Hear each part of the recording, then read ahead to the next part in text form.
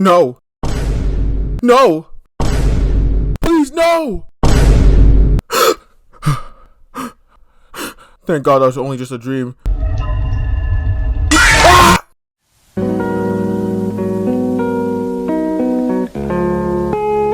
Welcome to Hero Wars, the most misleading game in human history.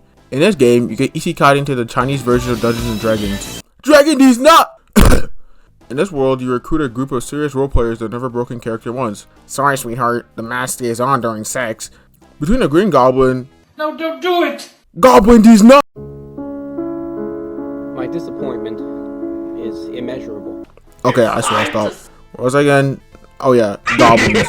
Between a wide range of characters including but not limited to the Green Goblin, your ex-girlfriend, a grandma, a flower waifu, a character straight out of hentai, and so many others that I'm too lazy to mention, you must build the ultimate team in order to achieve the dream that all Hero Wars players desire.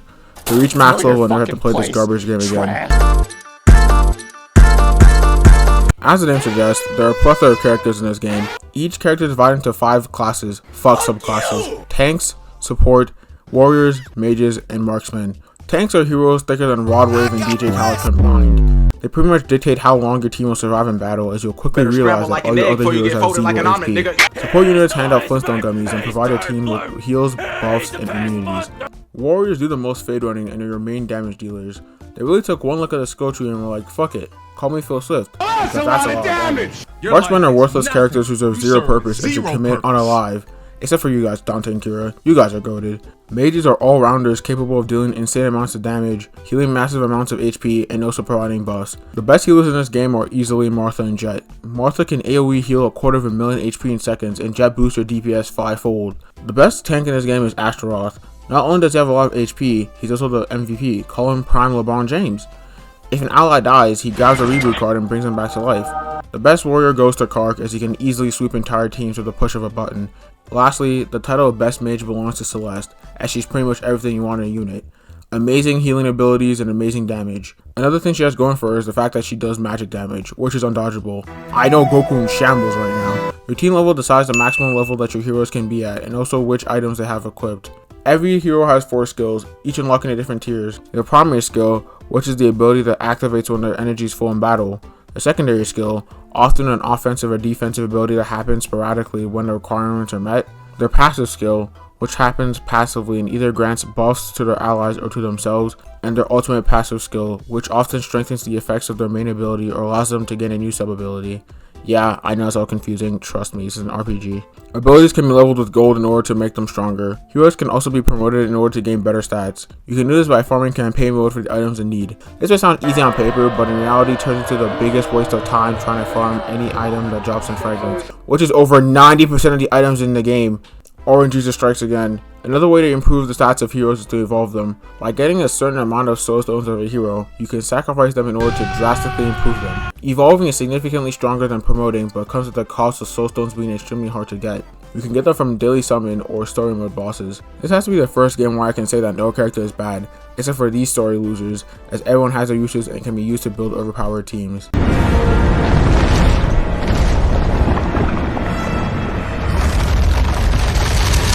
In order to milk Reddit and 4chan users for every single drop of time and money, this game added Titans, pretty much a scaled up version of the normal hero battles. You can get them by using the dragon while summoning bigger fire waifu. They are split into 5 elements: water, fire, earth, light, and dark. If you've ever played any Pokemon game before, hell, just gone outside, you know which is weak to what. There is a legendary Titans for each element that are leagues stronger than their peers. You can upgrade Titans with Rainbow Dash's bathwater, which you can get from doing dungeon. Just like their miniature counterparts, they also have artifacts that they can be equipped with to provide boosts. They also have legendary artifacts that activate special abilities when enough of the same elements are in a lineup. These legendaries can be obtained by spending hundreds of times with the artifact gacha. Now there's a whole bunch of other stuff I haven't talked about concerning Titans, like clan wars, tournaments, and dungeon, but if you're smart, you'll ignore Titans altogether. The only purpose they serve is for completing event quests, getting soul stones through the tournament, and farming sparks. Everything else is designed to be a black hole to suck you in and make sure you never come out of it, because it never ends. Pets in this game fall into 2 categories, good and useless. They assist your team in battle by either dealing damage or helping with healing. The only good pets are Axel, Darwin's long lost brother who divides damage depending on HP, and Oliver, a sentient flower who helps heal physical damage taken. Everyone else is complete garbage. They don't do nearly enough damage to justify using them.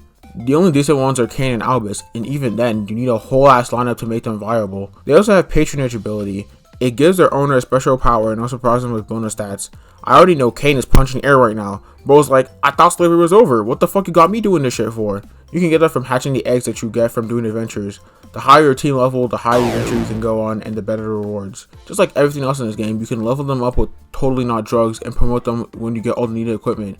In order to switch things up, they use Totally Not crystal meth to get promoted. You have to use Totally Not fentanyl to fully charge up the crystals in order to reach unlimited power.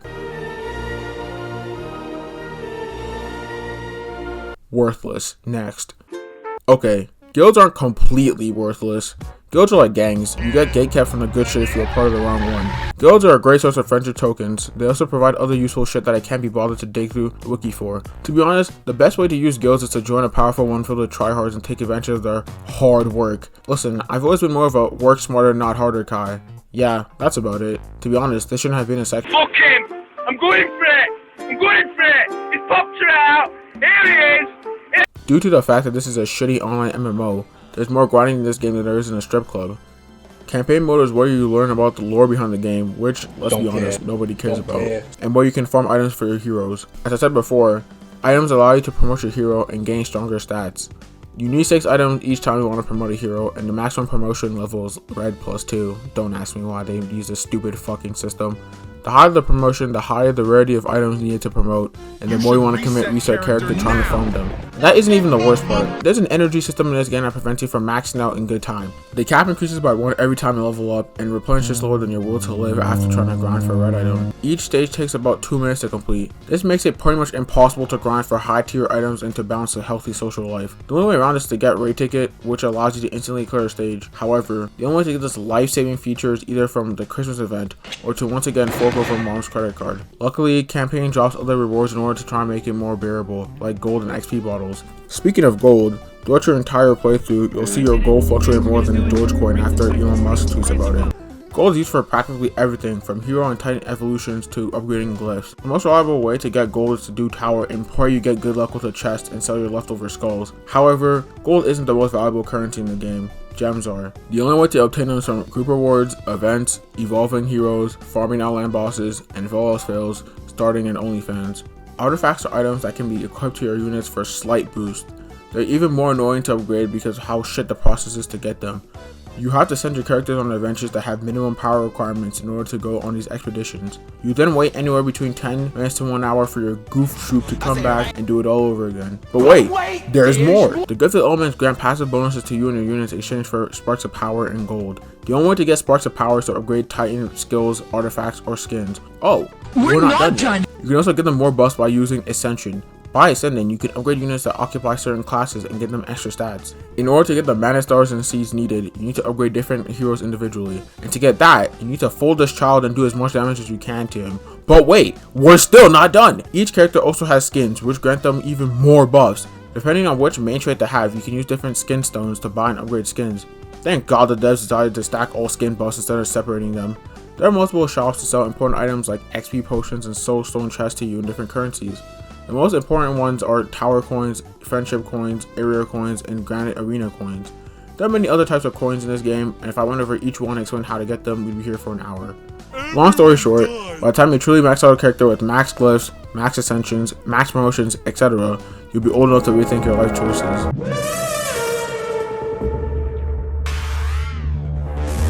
The events in this game is the only way that a free-to-play player will ever see progression.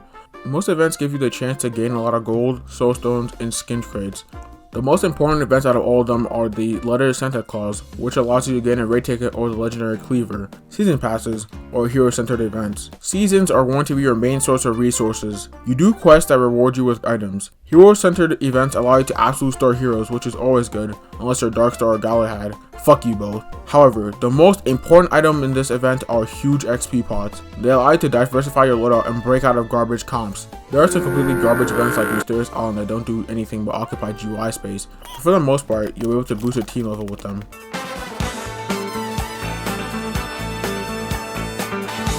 This is usually the part of the video where I say some nice things about whatever I'm covering and end it, but no. This game is the most pay-to-win game I've ever played. And I've played FIFA before, The gap between players who spend money on this game and players who don't is wider than KSI's forehead. I mentioned the raid ticket before, but I want you to understand why it's such a crucial item. The raid ticket allows you to insta clear stages that you've already 3-starred before as many times as you want. Without it, you have to manually clear it yourself. This creates such a huge gap between those who have it and those who don't, as they have to spend 2 to 3 minutes to clear it once. Just to put some weight on this, the Hand of Glory is an item that's pretty much used by every hero. To farm all 20 fragments by hand, it took me an hour. I want you to think about this. Even with me using an extremely overpowered card that one-shots all enemies, it took me an hour to farm 1 hand. And this is just the beginning. Red items are just downright impossible to obtain without raid ticket because the drop chances and amount of fragments required make it so that it takes several hours just to get one item that makes it. Farming by hand for orange promotions and above can take up to 200 if not more hours. Multiply this by 5 for your main team and all of a sudden you have more hours on this game than Jeffrey Dahmer has victims. Before I had raid ticket, I almost had 10,000 energy and 50 energy bottles and I immediately used all of it when I finally got it. During that 1 hour, I made more progress than I had during the last 6 months. Listen, I have no qualms with having an overpowered item behind a paywall, but to gatekeep an item that makes your game playable is so fucking stupid. If not for the Christmas event, I swear I would have quit this game a long time ago. Another stupid thing that fucks people who don't want to spend $60 on this shit game is season pass. The amount of value that's on the paid pass is so immense that the balance between free to play and pay to play completely shatters. Gems that are so hard to obtain get given out like candy on Halloween, and Hero Soulstone chests get distributed like drugs at a college party. Once again, I'd have no problems with this if these items were needed to have good progression. And this goes on for so much other shit, like Valkyrie's Favor. These offers aren't offers to boost progress, it's an offer to actually fucking progress in endgame. See, this game is built to weed out anyone who isn't willing to wait for years or spend money. It is designed in such a way that progression early on is very easy until you hit an invisible wall that only money will solve. The only reason why I kept playing this game is that I got lucky with Santa in 2022 and rolled the raid ticket. Long story short, if you're some starving college student, like trampling noobs and don't want to buy a real AAA game, Hero Wars is the game for you.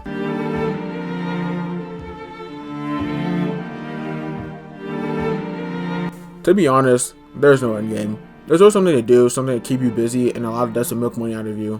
True endgame just isn't possible for the average human being with a balanced life. On the off chance you reach number 1 in Arena, Grand Arena, Guild of War, and whatever else there is, hats off to you, man. You can finally rest in peace, soldier. The fight's over. Even though my account is 3 years old, I haven't played this game for 3/4 of the time. I picked up this game again one last time to make this fucking video, then I'm going right back into fucking retirement. Hero Wars is honestly just a waste of time.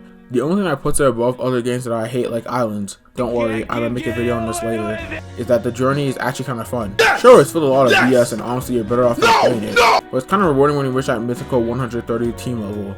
Yeah, that's about it. Subscribe if you like the video, and dislike if you hate the video. I should probably come up with something clever to end this video off with, but it's saying friends. These nuts.